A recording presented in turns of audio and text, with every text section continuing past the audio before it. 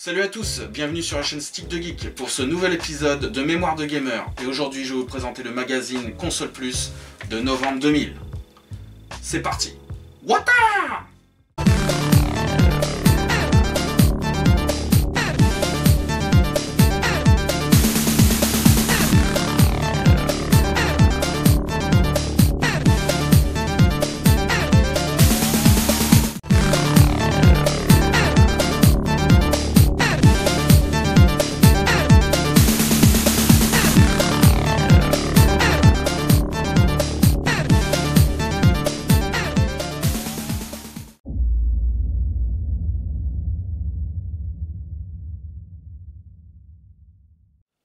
Donc nous voilà en face du magazine Console Plus de novembre 2000, avec en couverture donc Tekken, qui est mise en avant, et plus précisément Tekken Tag Tournament, donc un des premiers jeux de lancement de la PS2.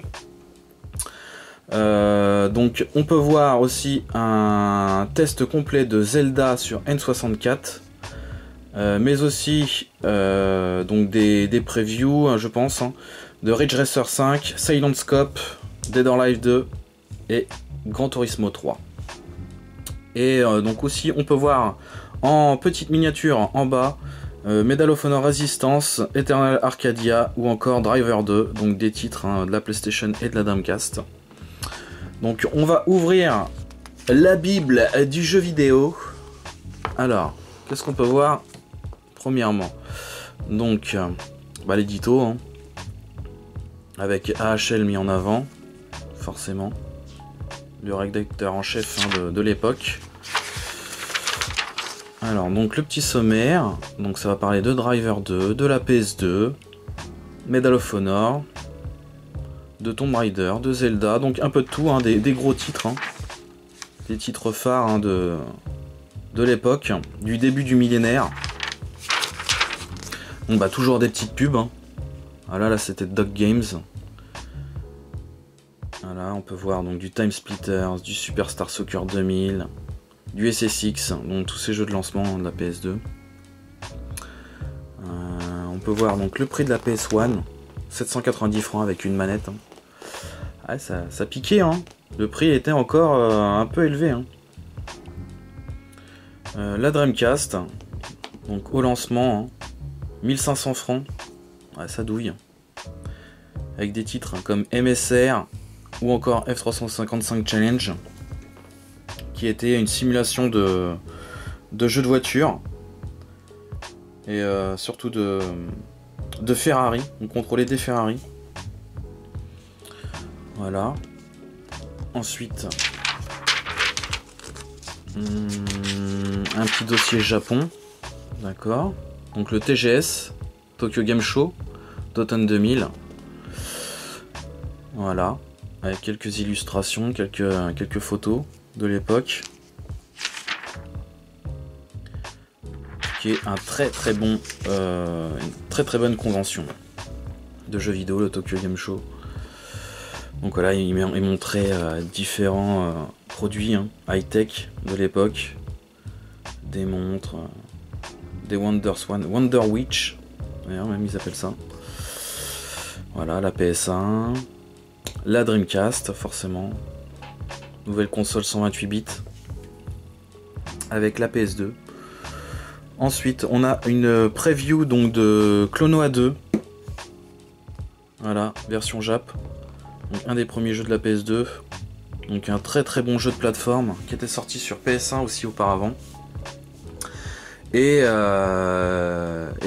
du coup ce sont des titres assez coûteux, que ça soit le 1 ou le 2, même le 2 il a pris une méchante cote là ces dernières années, donc celui-ci là. Ah c'est simple, en 3 ans de temps il a dû prendre 80 balles maintenant, donc on peut le trouver à 90-100 euros quoi, le 2 quoi. Ah ouais. Alors qu'il y a encore 5 ans de ça il coûtait que dalle quoi. Donc c'est vraiment une saga à mon avis qui est appréciée. Pareil, le 1 il coûte extrêmement cher, c'est à 3 chiffres, c'est bien du 200 balles je crois sur PS1, il me semble, voire peut-être même plus maintenant. Et c'est un très bon jeu de plateforme en 2,5D, Donc c'est de la 2D&demi, hein. On joue sur un seul plan, mais les graphismes sont en 3D, quoi. Voilà. Et ça, c'est top. Ensuite, une preview de The Bouncer. Alors ça, je connais vaguement, je l'ai dans ma collecte, j'y ai joué un peu. C'est un jeu, apparemment, le gros défaut de ce jeu, c'est sa durée de vie qui est assez courte. Ouais. Il y a énormément de cinématiques et très peu de temps de gameplay en fait. Et du coup, c'est un beat'em up, hein, un beat'em all, créé par Squaresoft à l'époque. Ce qui était atypique hein, quand même, hein, parce que c'était pas non plus un domaine auquel ils maîtrisaient, hein, Squaresoft, c'était plus des jeux RPG. Donc voilà, jeu très répétitif sur le peu que j'ai pu jouer. Et ouais, voilà. Il a eu un accueil assez mitigé hein, à l'époque. Ninja Assault, donc alors ça c'est quoi ça? Ça c'est un jeu sorti en arcade. Apparemment on dirait un rail shooter. Ouais.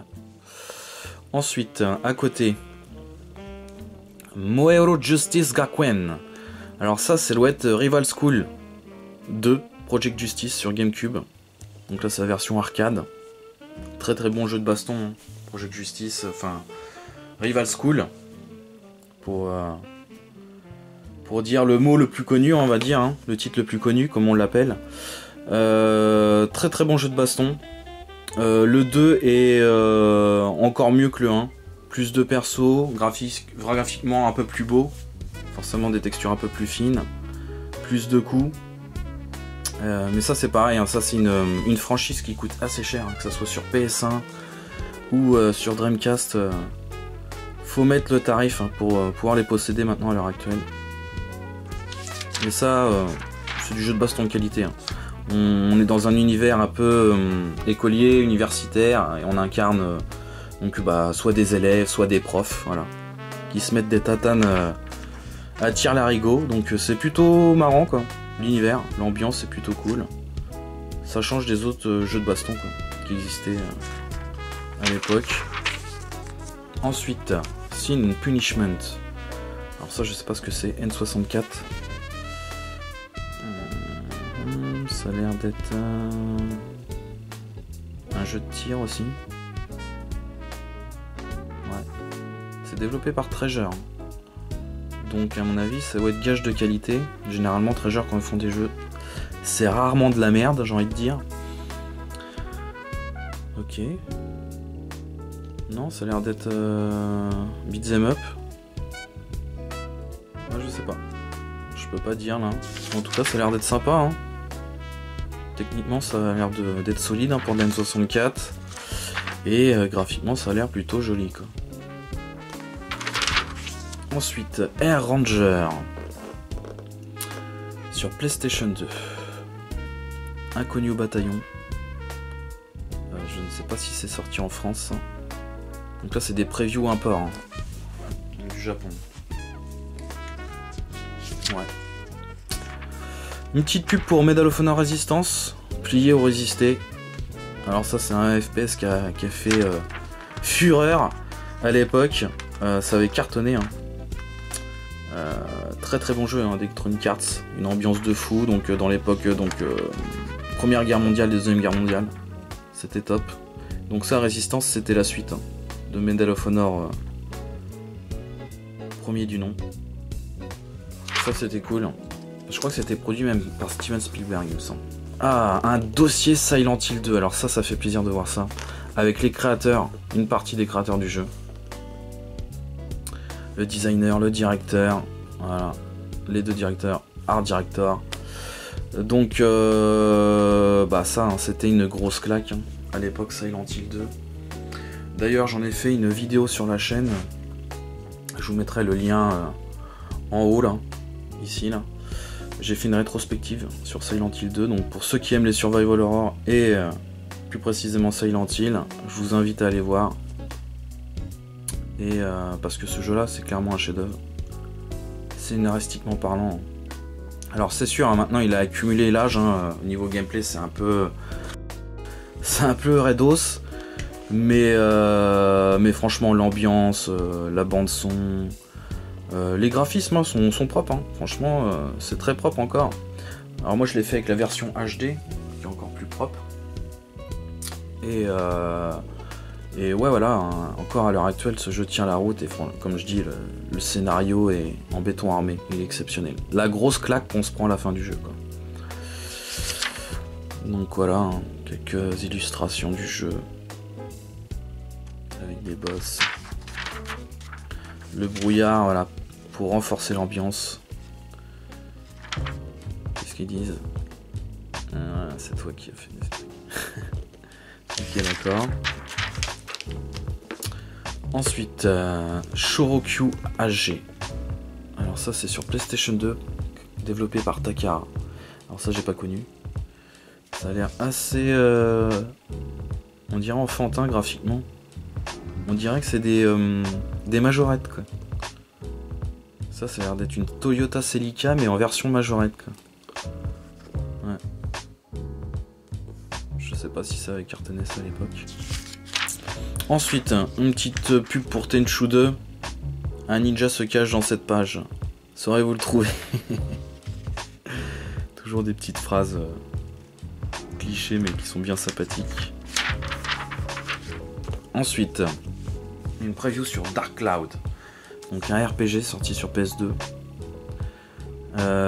Donc c'est je sais plus si c'est la suite ou le premier épisode.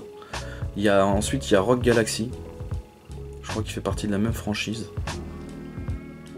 Donc ça, je l'ai pas fait personnellement, je peux pas vous dire grand chose dessus, mais c'est selon les retours, c'est très sympathique comme jeu.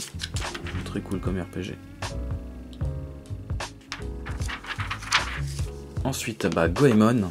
Eh oui, Goemon. Donc ça, c'est une saga qui a apparu donc sur NES et Super Famicom. Super Nintendo. Ça, c'est tip top. Donc là-bas, c'est des jeux de plateforme. Et là, apparemment, ils ont respecté hein, l'œuvre originale. Sorti sur PlayStation 2. Alors celui-ci, je sais pas s'il est sorti en version PAL. Ça me dit rien ce Goemon. Mais très sympa quoi, un univers très coloré, donc dans le Japon féodal. Très sympathique avec de l'humour. C'est très, on va dire, c'est un peu kawaii. Goemon. Winback. Alors ça, c'est pareil, c'est sur PlayStation 2, développé par Koei.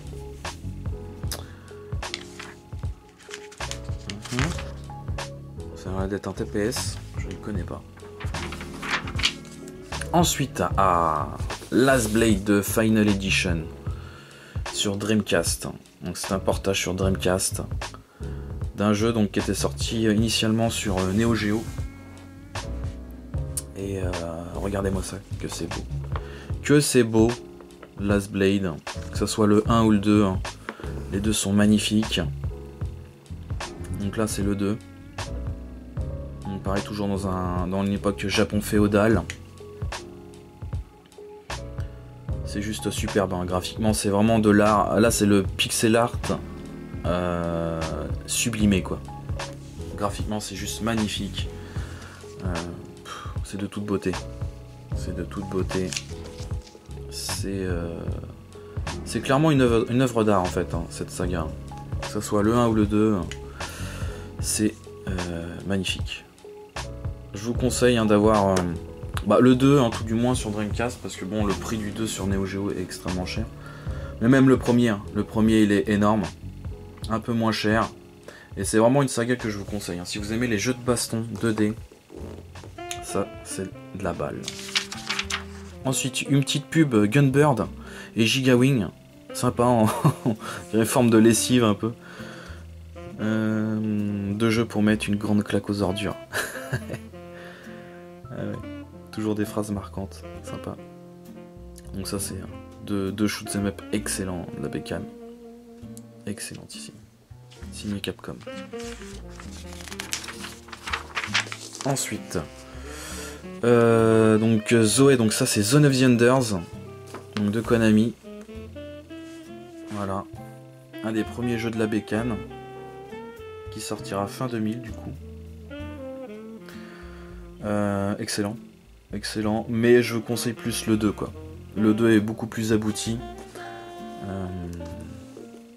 Les graphismes sont mieux, l'histoire est encore plus prenante. Et il y a Kojima, hein, Hideo Kojima qui est à la production du jeu, donc du coup il apporte des idées. Et le 2 est juste oufissime.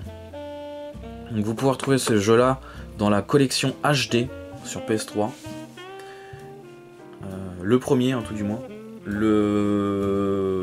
On peut pas le trouver, je pense pas qu'on le trouve sur PS4 celui-ci.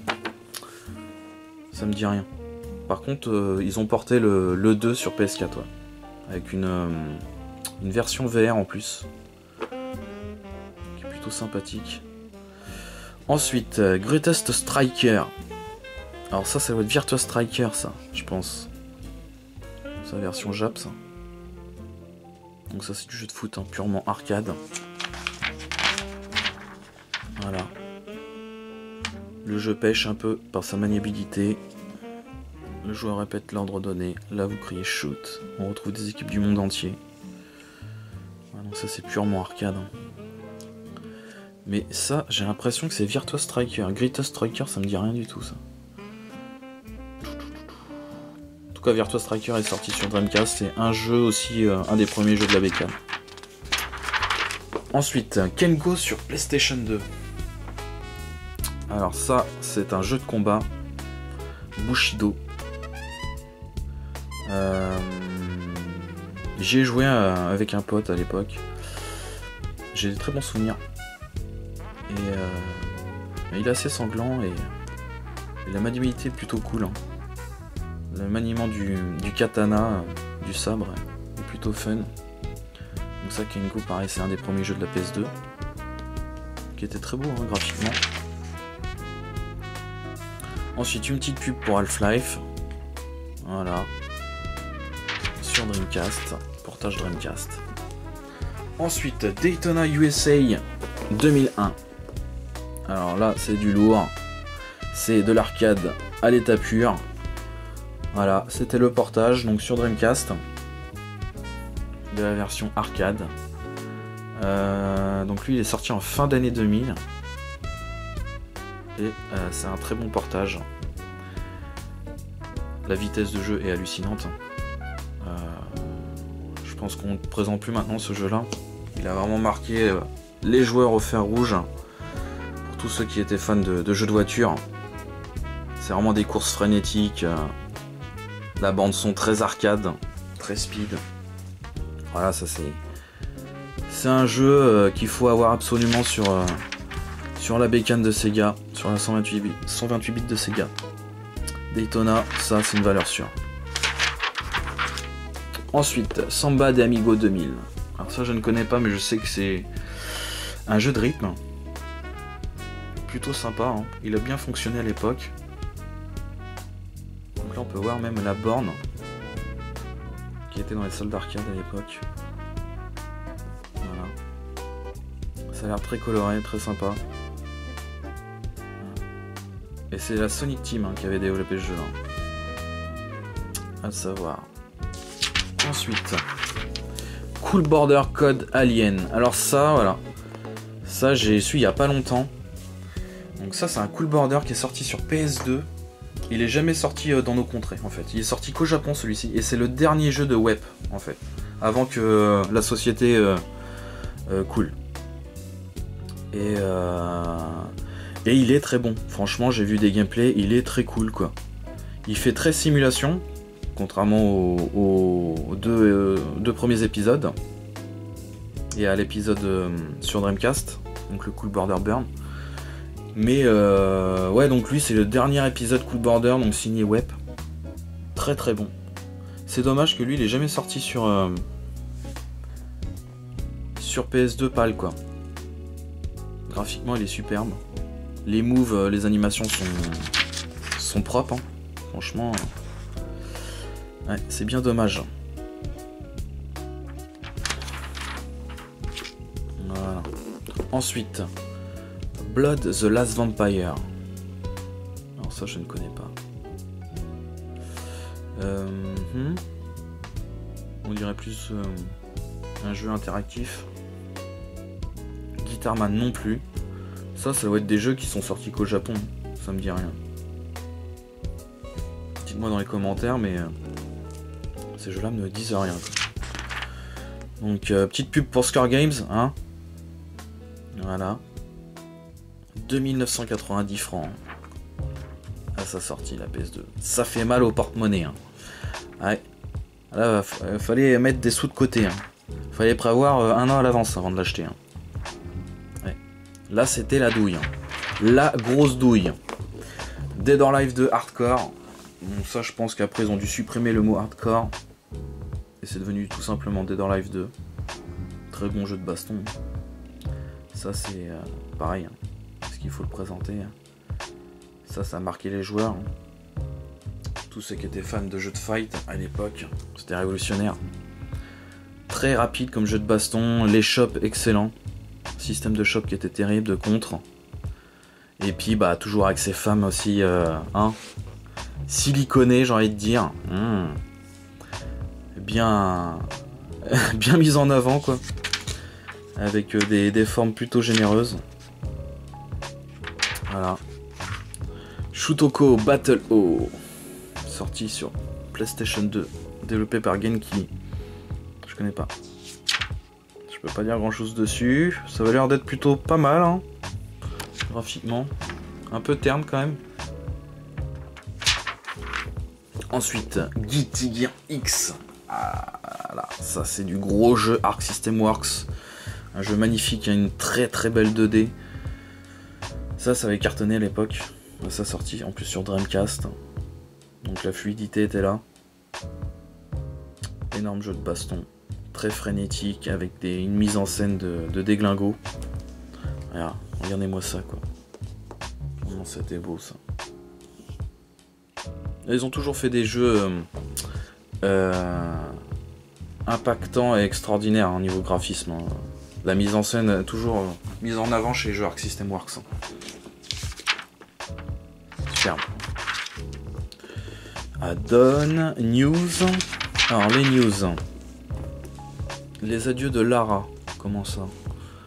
Lara sera de retour une dernière fois dans Tomb Raider. Un 5e épisode finira la saga en beauté. Dans sa forme actuelle. D'accord. Et en fin de compte, bah non, ça ne sera pas fini. Il y aura d'autres épisodes après. Donc là apparemment il y a un comparo PS et Dreamcast au niveau des graphismes. Voilà, plusieurs portages. Très bonne saga, hein, Lara Croft. Hein. Une héroïne mise en avant, ça fait plaisir.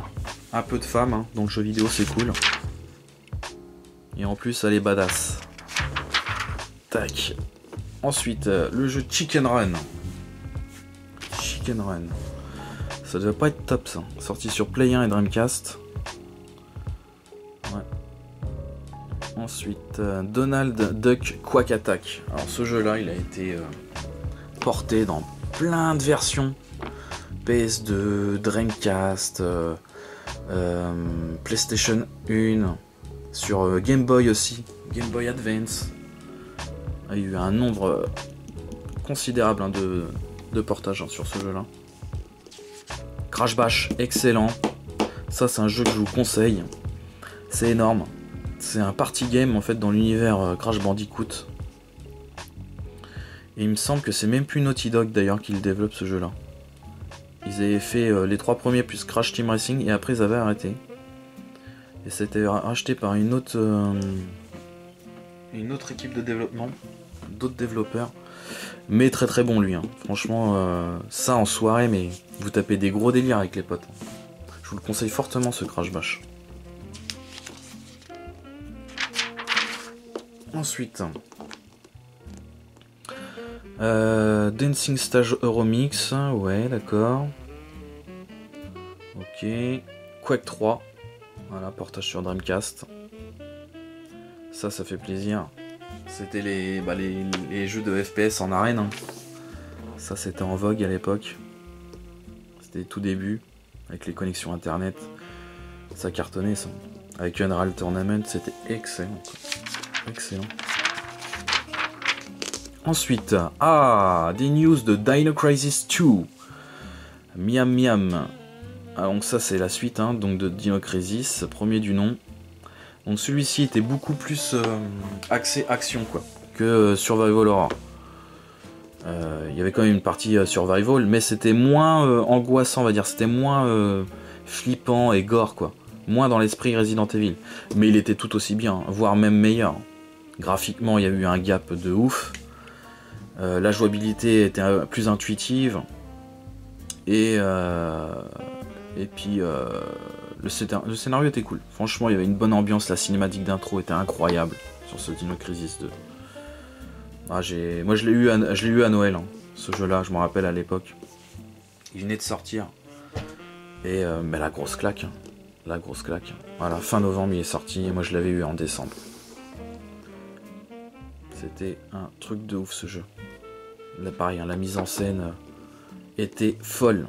Avec des dinosaures en arrière-plan quand tu passais certains endroits. Enfin, c'était incroyable. Gunbird 2, Shoot 'em up, voilà. La suite, excellent. Très coloré, très frénétique. Chouchou Rocket, un classique. La route d'Eldorado, donc ça doit être sorti sur PS1, ouais. Ça doit pas être ouf. Pareil pour Aladdin. Donc ça c'est le portage hein, des Disney, forcément. Ça se vendait bien à l'époque. Ensuite, un Cowboy Bebop, news donc sur des mangas apparemment. Petite pub Rayman qui fait plaisir. La PS2, enfin donc le dossier sur la PS2. Voilà. Avec toute l'équipe de Console Plus. Hein, qui avait donc testé la console en avant-première et qui donnait ses ressentis sur la bécane. Alors il y a eu des pour et des contre, hein, je m'en rappelle. Hein. C'était assez mitigé au niveau des retours.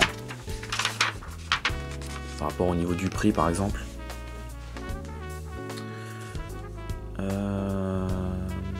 Ok, donc là il donne tous les accessoires. Il montre tous les accessoires donc au lancement de la console. Petit dossier donc sur Ridge Racer 5. Ça aussi. C'était une claque quand c'est sorti. Avec une magnifique cinématique. Ouais. C'était plutôt cool. Hein. Ridge Racer 5, ça a toujours été des bons jeux de caisse. Wipeout Fusion. Voilà. La suite des 3 premiers qui étaient sortis sur PS1. Pareil. Des jeux ultra rapides hein, à la façon F0 GX. Très très bon jeu de vaisseau, de course. Tekken Tag Tournament, bah ouais forcément. Un jeu de lancement de la bécane. Donc c'était un mélange hein, des 3 premiers Tekken. C'était un mix des 3 premiers Tekken à la sauce 128 bits. Donc des textures plus fines, plus belles, des animations. La reprise de Tekken 3 avec une bande son mais magistrale. C'est l'une des meilleures bandes son je trouve. Tekken Tag Tournament. Les zik elles sont extraordinaires. La musique un peu techno, rock fusion un peu japonaise de l'époque. Un peu acide. Ah, c'était énorme, la bande son. Ça c'était un jeu à avoir hein, au lancement. Même si c'était pas non plus un gap de ouf graphiquement, mais il y avait un nombre considérable, hein, un nombre important de combattants. Et puis l'ambiance et tout. Bah, pour celui qui aimait Tekken, de toute façon il fallait le voir. MotoGP, pareil. Au lancement. Un jeu assez beau hein, graphiquement. Simulation de jeu de moto. Exceptionnel. Alors maintenant ils en font plus trop hein, des MotoGP. Hein, ça se fait de moins en moins. Mais ça a duré pendant longtemps quand même. Hein, cette franchise. Gran Turismo 3. Bon bah là. Hein, pareil, un grosse claque. Hein, tout le monde l'attendait. Celui-ci après 2 premiers épisodes exceptionnels. Avec des contenus gargantuesques, énormes. Voilà le 3. Hein. Il a mis la barre très très haute avec des graphismes haute définition, quasiment. C'était la grosse claque. Voilà. Dynasty Warriors 2. Donc la suite hein, qui était sortie sur PS1, mais qui est complètement différent. Donc ça a pris vraiment à contre-pied tous les joueurs. Hein. Le premier était un jeu de baston et le 2 est devenu un mouzou quoi. Voilà. Ils ont changé complètement le délire du jeu, le style de jeu et franchement c'était plutôt pas mal. Hein. C'était un gros beat'em up mouzou. Hein. Et ça a tellement bien marché qu'ils en ont fait je sais pas combien des suites après. Donc voilà. On doit arriver peut-être au 9ème ou 10ème épisode ça se trouve. Je suis plus trop mais il y en a eu un paquet quoi. Ready to Rumble, Round 2, excellent. Très bon jeu de boxe d'arcade. Pur et dur. C'était ça c'était bon pareil, je l'avais à Noël celui-ci. Je l'avais eu à Noël. Et ça c'est bien fandard. Petit jeu de boxe avec un côté loufoque. J'ai adoré. Orphanation of Sorcery. Ça je ne connais pas, ça doit être un RPG. Plutôt pas mal. Hein. Univers. Ensuite Time Splitters. Ça pareil, hein. Ça a bien marché à l'époque. Graphiquement c'était sympathique. Et puis ouais FPS bien bourrin. Avec différents modes. Ça c'était cool Time Splitters. Silent Scope, on tirait de l'arcade. Voilà, porté sur PS2. Un jeu de snipe à la première personne. C'était cool. Ensuite, International Track and Field, donc la suite, hein. Pareil, qui était sorti sur PS1 à l'époque. Très très bon. Ça, en soirée, tu tapes des gros délires aussi avec les potes. Hein. Bon après, au bout d'un moment, t'as une crampe au doigt, aux phalanges. Ouais. C'est limite, c'est fatigant. C'est tout autant fatigant que la réalité, quoi. Ce jeu-là, quand tu y joues, quoi. Ah ouais. Tu joues une demi-heure déjà, t'es en sueur. Mais c'est marrant, quoi. C'est trop marrant. Ensuite, FIFA 2001. Voilà. Classique, hein, jeu de foot. Donc là, ils avaient passé le gap, hein, graphiquement. C'était déjà plus beau. Hein, techniquement parlant. Même hein, les animations. C'était quand même beaucoup plus réaliste. SSX, pareil. Nouvelle licence de snowboard qui a bien cartonné. C'est vrai que ça, c'était bien stylé hein, comme jeu de snow, comme jeu de sport. Parce qu'il n'y en avait pas beaucoup, hein, à part Cool Border, il n'y avait pas des masses de jeux hein, dans ce domaine-là. Et SSX a apporté un vent de fraîcheur. Graphiquement super. F1 Racing Championship, jeu de Formule 1, voilà, très classique. Dans la suite spirituelle de Formula 1. Rayman Revolution, donc ça je crois c'est le 3ème épisode. Voilà. Sorti sur PS2. Rayman très cool aussi. À faire. Donc des jeux à gogo, donc ils présentent plusieurs jeux hein, qui vont sortir courant de l'année. Donc Street Fighter X3. Voilà. Theme Park. Evergrace. ESPN X Games. Eternal Rings. Fantavision. Midnight Club. Jeu de caisse. Ouais. Armored Core 2. Jeu de robot de mecha.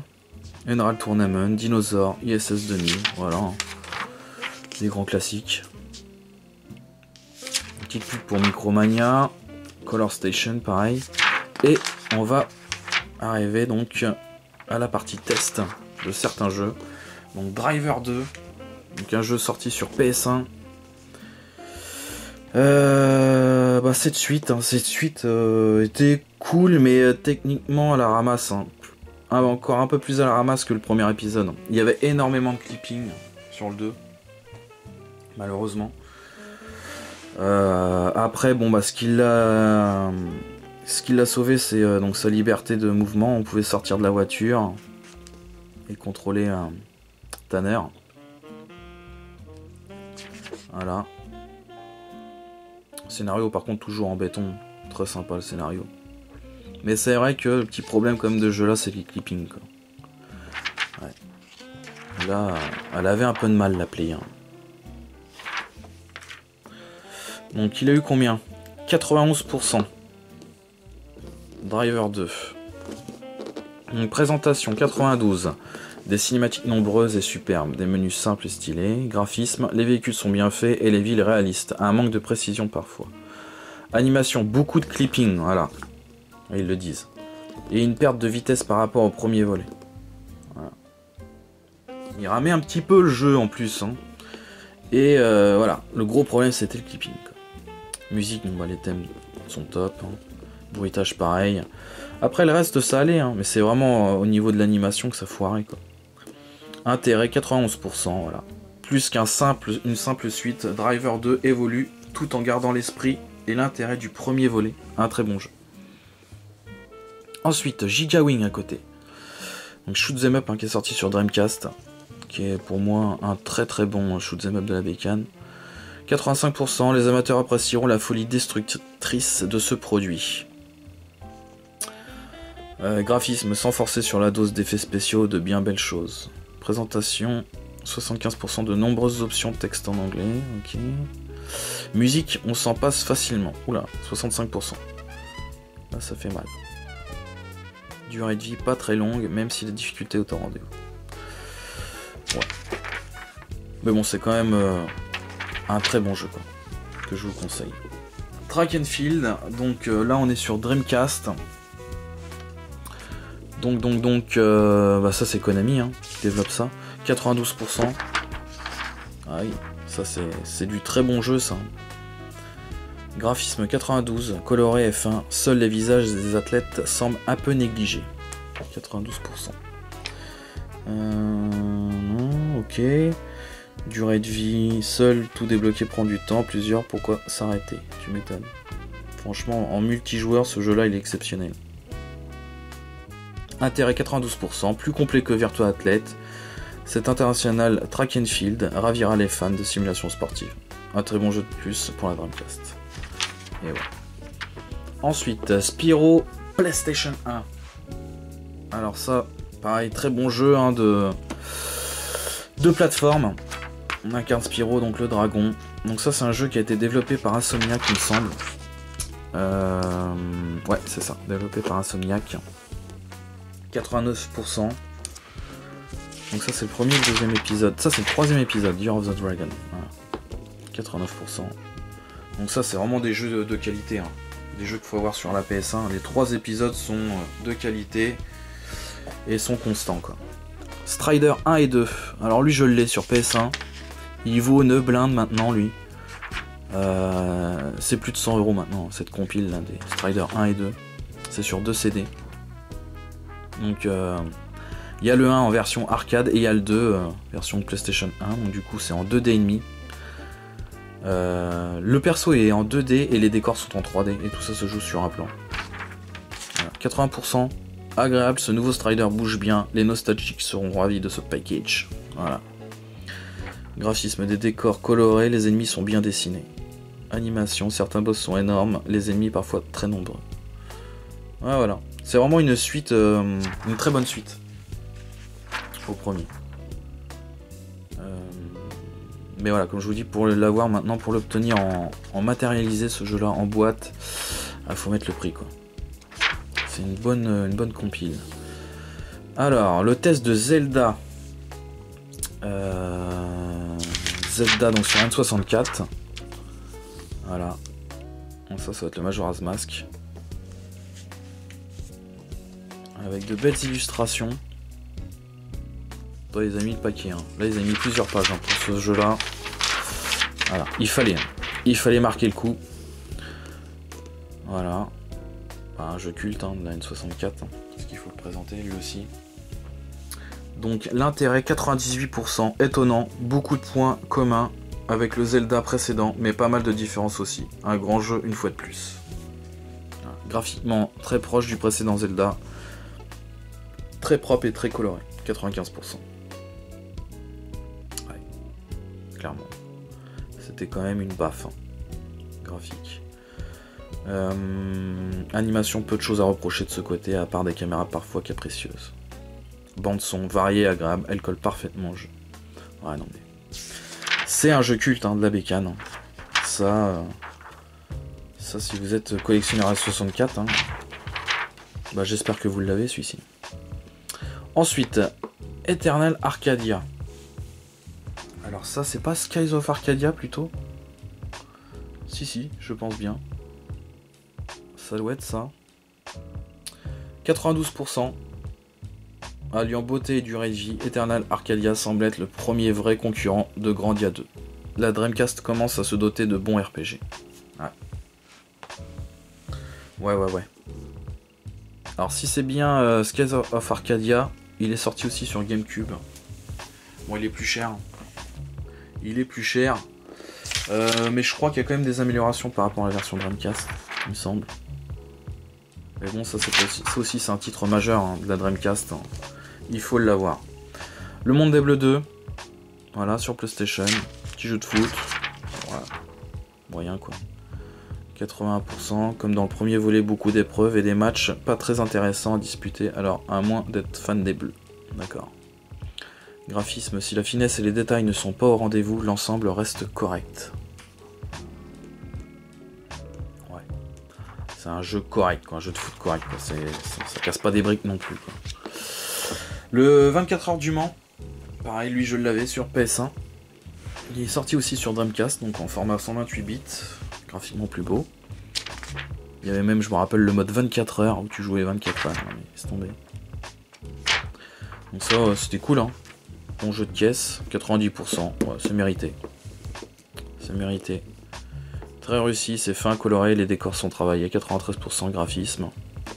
Animation, 92%, rien à dire, tout va vite et aucun ralentissement. Durée de vie, le nombre de circuits et d'épreuves est satisfaisant. Et puis il y a les 24 heures. Voilà. C'est ça qui était ouf, en plus. Vampire Chronicle à côté sur Dreamcast. Donc Darkstalkers, hein, en version occidentale. 80%, il s'est pris une mauvaise note là. Un petit titre de Capcom avec son atmosphère à lui, mais il y a mieux. Oh, il s'est fait sabrer. Hein. Graphiquement, belle couleur, décor soigné, les persos sont moins bien. Voilà. Animation, assez speed et certaines animations sont imposantes. Et au niveau de la musique, des remixes, des thèmes bien connus des fans. Ok. Bon. C'est pas un titre marquant du coup celui-ci, le Vampire Chronicle. Apparemment. Selon Console Plus. Ensuite, Medal of Honor Resistance. Gros test hein, dessus. Ah oui, hein, forcément le premier avait marqué. Hein. Il avait cartonné. Hein. Il s'était vendu à je sais pas combien d'exemplaires. Alors forcément le 2 fallait le mettre en avant. Et Console Plus le fait très bien avec 3 pages. 91%, si les niveaux sont assez linéaires, ce nouveau Medal of Honor nous surprend par la richesse de son ambiance. Un excellent Doom-like. Graphisme. Par contre ça piquait un peu le premier, alors est-ce que... Là ils l'ont pas trop sabré au niveau du 2.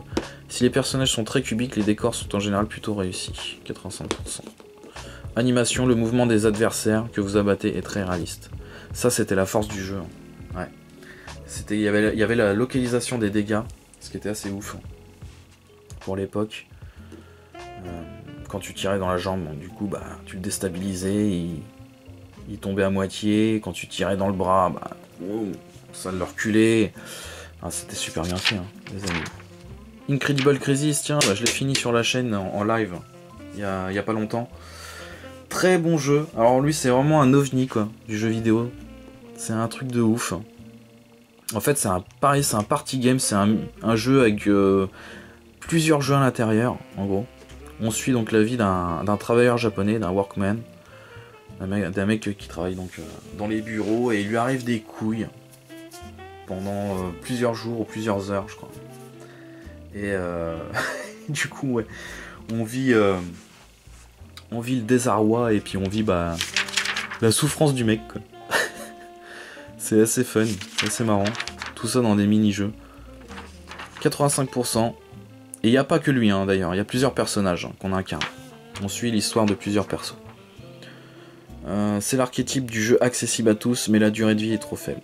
C'est vrai qu'il est court. Mais il est pas facile. Franchement, il est pas facile. Donc, dans un sens, j'ai envie de te dire, c'est bien équilibré.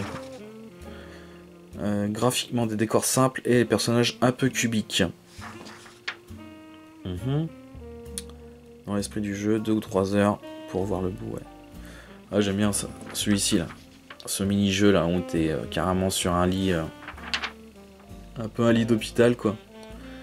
Tu sors de la camionnette de l'ambulance et du coup, tu t'échappes et là, t'es en pleine descente, tu dois esquiver les barrières, les voitures. Ouais, c'est assez marrant, quoi.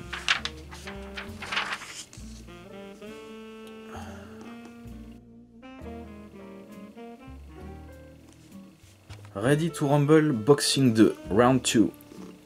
Alors, donc ça, bah, c'est la suite. Hein. Donc lui, il était sorti sur PlayStation 1.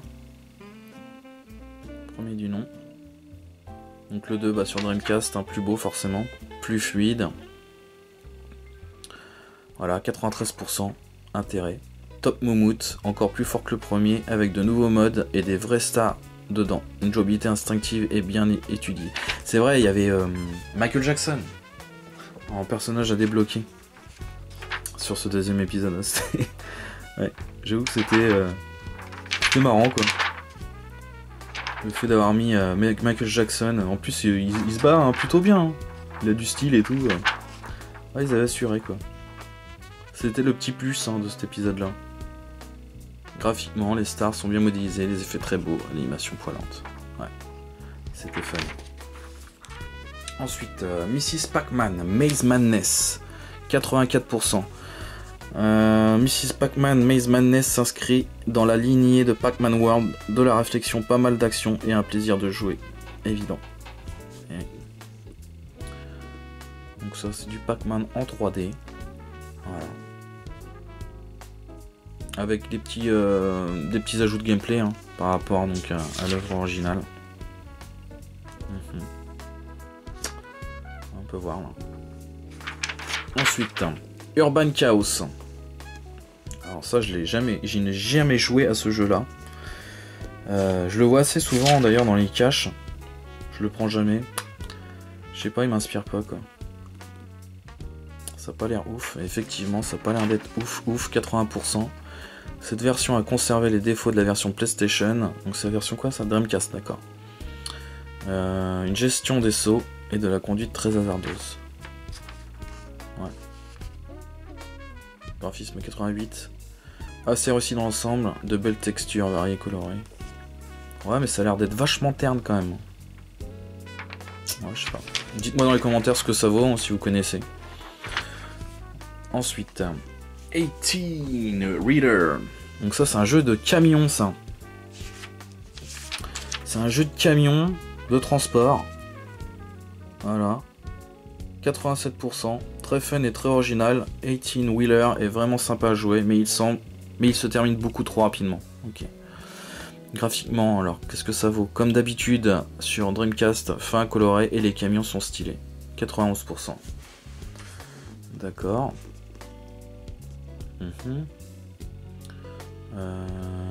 Ouais, ça a l'air d'être plutôt fun, ça a l'air vachement branché arcade hein, aussi.